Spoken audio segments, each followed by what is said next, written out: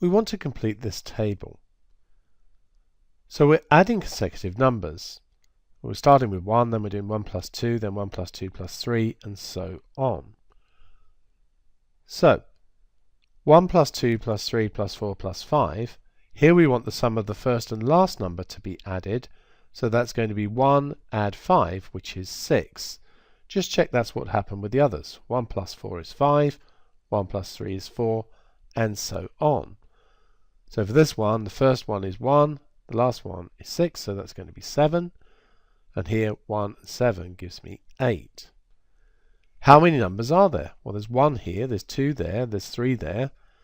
So there's going to be 4 here, 5 here, and altogether 7 there. So we can see the pattern. How many pairs of numbers? Well, we know pairs means grouping them in 2. So just one number is half of a pair. 2 numbers is a whole pair. 3 numbers means we can make a whole pair and half a pair, 1 1/2. 4 numbers means we can make 2 pairs.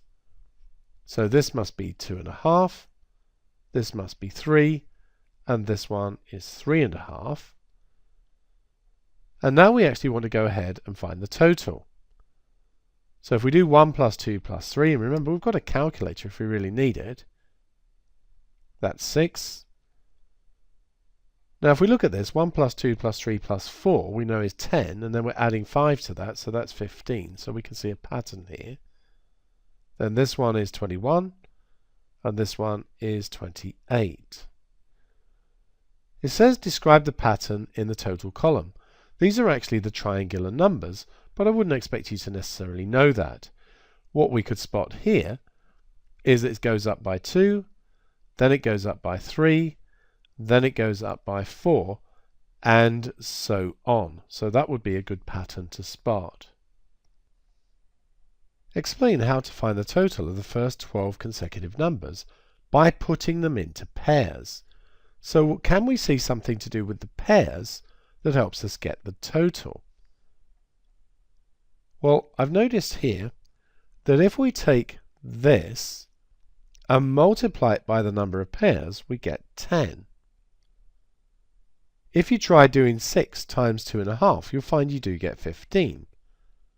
7 times 3 we should know is 21.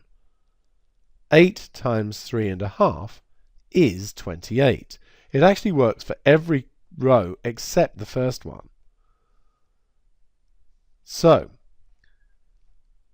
12 numbers is going to be 6 pairs. First plus last is going to be 1 plus 12 is equal to 13. So we're going to get 6 times 13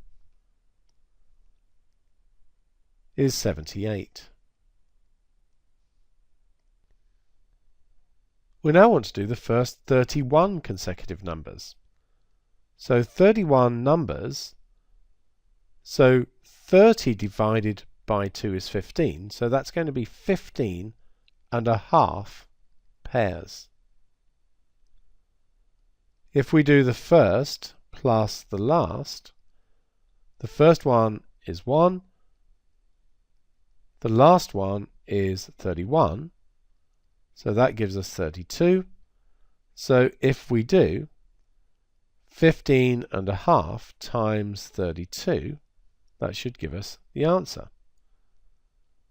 So 15.5 times 32 gives me 496.